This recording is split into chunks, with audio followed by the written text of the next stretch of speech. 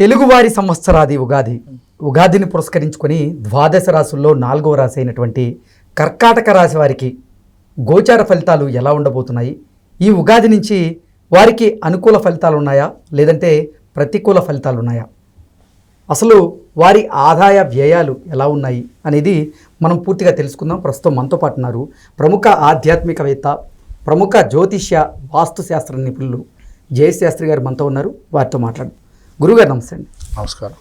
ద్వాదశ రాశుల్లో 4వ రాశి అయినటువంటి కర్కాటక రాశి వారికి గోచార ఫలితాలు ఎలా ఉండబోతున్నాయి? అనుకూలంగా ఉండేటువంటి అవకాశం ఉందా, లేదంటే ప్రతికూలంగా ఉండబోతున్నాయా? శ్రీ గురుభ్యో నమః. శ్రీ మహాగణాధిపతే నమః. శ్రీ మహాసరస్వత్యై నమః. హరి ఓం. శ్రీమాత్రే నమః.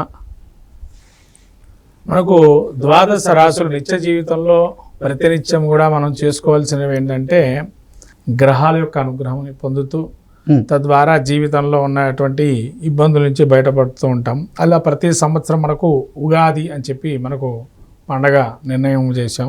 అలా బ్రహ్మదేవుడు కూడా ఈ విధంగా ప్రతి ఉగాదిని, యుగాది అంటే ఆది నుంచి ఇక్కడ ప్రారంభం చేశారు. సృష్టి ఆది అది ప్రారంభం చెప్పబడింది.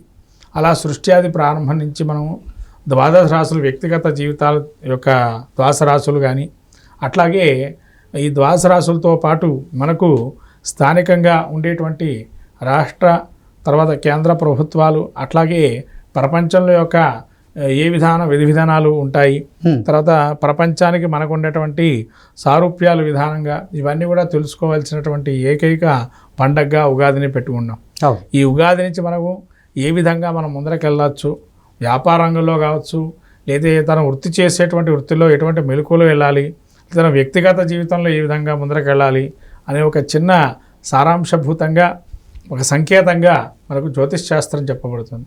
తదుపరి అట్లా జ్యోతిష్ శాస్త్రం చెప్పడం వల్ల సంకేతంగా మనకి ప్రతి విషయంలో మనం ఏ విధంగా ముందు చూపుతూ ఉండాలి, తద్వారా మనం ఏమి అవలంబిస్తే వాటి నుంచి మన పరిష్కార మార్గాలు దొరుకుతాయనేదే చెప్పబడుతుంది.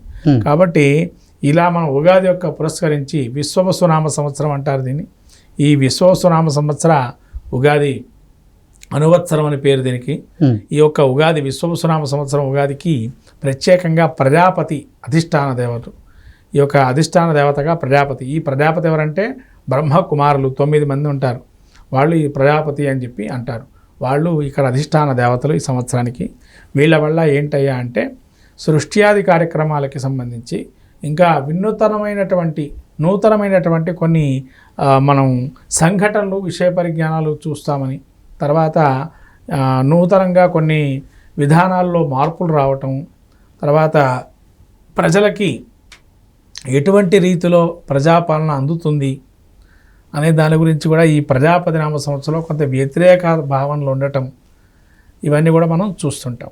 అయితే ముందుగా మనము ఈ యొక్క ద్వాదశ రాశి ఫలితాలు చెప్పుకుందాం.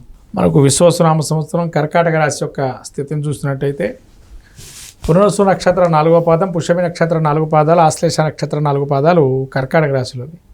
ఈ యొక్క కర్కాటక రాశి యొక్క గ్రహస్థితి చూసినట్టయితే ముఖ్యంగా ఆదాయ వ్యయాలు 8 ఆదాయము, వ్యయం 2.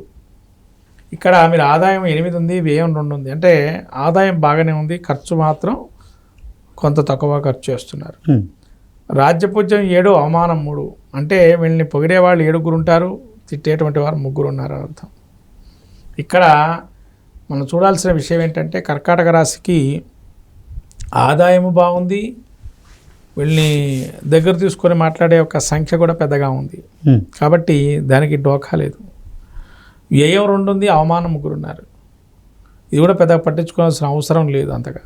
కాబట్టి కర్కాటక రాశి వారికి ఇంకా గ్రహస్థితి చూసినట్టయితే గురువు 12లో ఉండడం, ఉగాది మనకు మే నుంచి కూడా ఈ యొక్క కర్కాటక రాశి వారికి.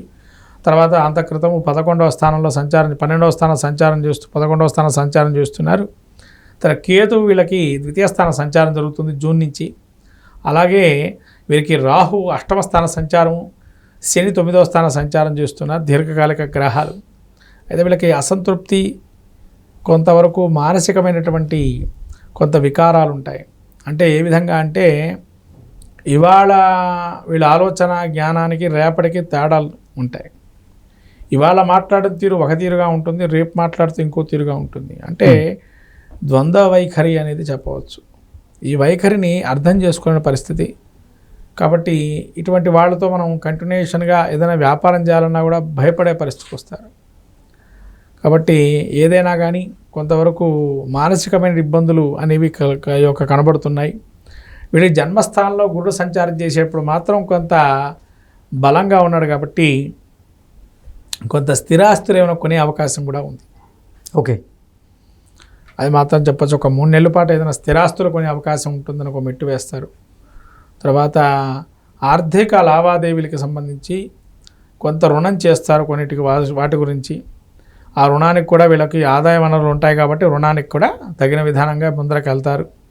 తర్వాత ఈ యొక్క కేతు ద్వితీయంలో ఉండడం వల్ల కుటుంబంలో ఒక బల్లంలాగా మారుతారు కుటుంబ సభ్యులే. ఎందుకంటే వీళ్ళకి వైరాలు వచ్చే అవకాశం ఉంది కుటుంబంలో. తర్వాత కంటికి సంబంధించిన ఇబ్బందులు వచ్చే అవకాశం ఉంది. తర్వాత ఈ కుటుంబంలో వీళ్ళకి కొంతవరకు పేరు ఉండేటువంటి వారు ఎవరైతే ఉంటారో ఒక్కసారిగా పేరు పడిపోవటం, మీ వల్లే ఇంత అంతర్గత కలహాలు జరగటానికి ప్రధాన కారణం మీరే అని చూపించటం జరిగే అవకాశం ఉంది. అట్లనే అష్టమంలో రాహు ఉన్నాడు. వీళ్ళకి తరచూ ప్రయాణాలు చేయటం వల్ల కొంత అనారోగ్యం వచ్చే అవకాశం ఉంది. అజీర్ణం కానీ, లేకపోతే మోకాళ్ళ నొప్పులు కానీ, పాదాలకు సంబంధించిన నొప్పులు కానీ వచ్చే అవకాశం ఉంటుంది. అంటే ఎంత ప్రయాణం చేసినా ఆదాయం మాత్రం ఉండదు. అలా ఆదాయం లేని ప్రయాణాలు చేయాల్సిన పరిస్థితికి వస్తుంది. అంటే ఇవాళ వెళ్తారు, పని కాదు, మళ్ళీ ఇంకోసారి పోవాల్సి వస్తుంది, అలా ప్రయాణాలు జరిగిన ఆదాయం మాత్రం ఎప్పటికో కానీ రాదు. అలా విధానంగా కొంత ఇబ్బందులు పడే అవకాశం ఉంది రాహు సంబంధించి. తర్వాత శని వీరికి భాగ్యంలో ఉన్నారు కాబట్టి దీర్ఘకాలిక సమస్య నుంచి బయటపడే అవకాశం ఉంది. ఏదైనా ఒక సమస్యతో బాధపడుతుంటే కనుక ఒక పరిష్కారం ఎంచుకునే అవకాశం ఉంది. స్థిరాస్తులు ఏవైతే ఉన్నాయో వాటికి సంబంధించిన ఒక నూతనమైనటువంటి ఒక పరిష్కారాన్ని ఎంచుకొని ఎవరికి ఏంటి అనే ఒక తెలుసుకొని తద్వారా దాన్ని విభజించే అవకాశం ఉంటుంది. ఎందుకంటే ఫ్యూచర్లో ఎటువంటి ఇబ్బందులు ఉండకుండా ఉండడానికి కానీ, అట్లానే కుటుంబంలో మిమ్మల్ని హేళనగా చూసేటువంటి వారు ఎక్కువగా అవ్వటం. ఎందుకంటే మీరు చిత్తచాంచల్యంతో ఉండటం వల్ల కొంత హేళనగా చూసే అవకాశం ఉండటం. వీళ్ళకి ఎప్పుడో తగిలిన దెబ్బలు ఏవైతే ఉంటాయో ఆ దెబ్బల్ని మళ్ళీ పునరావృతంగా తిరిగే అవకాశం ఉంటుంది. మానసికమైన దెబ్బలు కావచ్చు, లేకపోతేనా ఎక్కడైనా దీర్ఘకాలిక కాలుకో చేతికో ఎప్పుడైనా దెబ్బలు తగిలితే ఆ దెబ్బలు పునరావృతం మళ్ళీ ఒక నొప్పిగా మారటం, తద్వారా మళ్ళీ వైద్యాలకు వెళ్ళటం లాంటివి జరిగే అవకాశం ఉంది. తర్వాత ఎప్పుడు కూడా సంచారం చేయడానికి వీళ్ళు ఎక్కువగా ఇష్టపడుతుంటారు. అలా ఇష్టపడటం వల్ల ఏంటంటే, సంచారం చేయటం వల్ల ఇష్టపడటం ఏంటంటే ఏదైనా ఆదాయం వస్తుందేమని. అక్కడ ఆదాయం ఏమి అనుకున్న రీతిలో ఏదైతే ఉండదు, ఓకే, తక్కువగా ఉంటుంది ఆదాయం కూడా. అనుకున్న రీతిలో ఆదాయం రాదు. వీళ్ళకి ఒక 100 రూపాయలు వస్తాయనుకుంటే అక్కడ 60 రూపాయలకే సరిపోతుంది, ఆ 40 రూపాయలు లాసే. ఓకే, అలా అసంతృప్తి ధోరణి కొంత ఉంటుంది. తర్వాత ఉద్యోగస్తుల్లో ఉండేటువంటి వారు ఎవరైతే ఉంటారో వాళ్ళకి కొంతవరకు ప్రమోషన్లు కావచ్చు, స్థాన మార్పులు కానీ, వ్యాపారంలో కూడా కొన్ని మార్పులు చేయటం కానీ ఎన్ని మార్పులు చేసినా కొంత లాస్ అనేది అయితే ఉంది. కాబట్టి ఆ లాస్ భరించాల్సిన పరిస్థితి ఉంటుంది. కొన్ని మార్పులు చేర్పులతో కొన్ని మెలకువలు నేర్చుకుంటారు, అయినా కూడా లాభసాటిగా లేకపోవటం లాంటి వీళ్ళకి అసంతృప్తి ధోరణంగా ఉంటుంది. కానీ ఆదాయం వీళ్ళకి వనరులుగా పెట్టుకునే ఆదాయం ఏదైతే ఉంటుందో ఆదాయం ఉంది కాబట్టి ఇవన్నీ కొన్ని ఇబ్బందులు ఉన్నా కూడా ఇవన్నీ వెళ్ళిపోతాయి. ఎందుకంటే గురువు అనుగ్రహం పరిపూర్ణంగా ఉంది. జన్మంలో ఉన్నా కూడా గురువు ఉచ్చస్థితిలో ఉన్నాడు. అందులోనూ గురువు యొక్క శని యొక్క వీక్షణ ఉంది. దీర్ఘకాలికంగా అంటే వీళ్ళ ప్లాన్స్ ఎలా ఉంటాయంటే ఇవాళ వేసే పని ఇవాళకే కాదు, ఫ్యూచర్కి సంబంధించిన ప్లాన్స్ వీళ్ళవి చాలా అద్భుతంగా ఉంటాయి. వాటికి బాటలు వేస్తారు, తద్వారా ఆర్జించే ప్రయత్నం చేస్తారు. కాబట్టి అలా బాగుంది. సినీ రాజకీయ రంగంలో ఉండేటువంటి వారికి కూడా ఒక రకమైన మంచి పేరు వస్తుంది.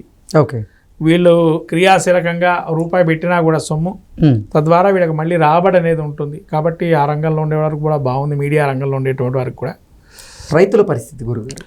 రైతులకి కొంత లాభసాటిగా చివరి మూమెంట్లో ఉంటుంది. ఫస్ట్ వీళ్ళకి అంత సాగు రాదు, రెండో మూమెంట్లో సాగు వచ్చి ఎక్కువగా వీళ్ళకి లాభాలు వస్తాయి. ఫస్ట్ సాగు పెద్దగా ఉండదు ఉగాది తర్వాత, ఆ తర్వాత కొంతవరకు వీళ్ళకి లాభసాటిగా ఉంటుంది రెండో పంటలో, అక్కడ మీకు రాణిస్తారు రైతులు కూడా. గురుగారు, కర్కాటక రాశి వారికి పరిష్కార మార్గాలు ఏంటి? ముఖ్యంగా కర్కాటక రాశి వారికి మరి వీటి నుంచి బయటపడాలనుకున్నట్లయితే వాళ్ళకు గణపతి ఆరాధన, చిత్రాలు తర్పణం, అట్లాగే వీళ్ళకి అమ్మవారి ఆరాధన చేసుకోవటం వల్ల చాలా మంచి చేకూరుతుంది. ప్రతినిత్యం కూడా ఆ అమ్మవారి యొక్క క్షేత్రాలు దర్శనం చేయటం, గణపతి యొక్క ఆరాధన చేయటం, తర్వాత శ్రీ గురు పాదుకల్ని నమస్కారం చేసుకోవటం వల్ల మంచి కలిగే అవకాశం ఉంటుంది. ఓకే గురుగారు, ధన్యవాదాలు.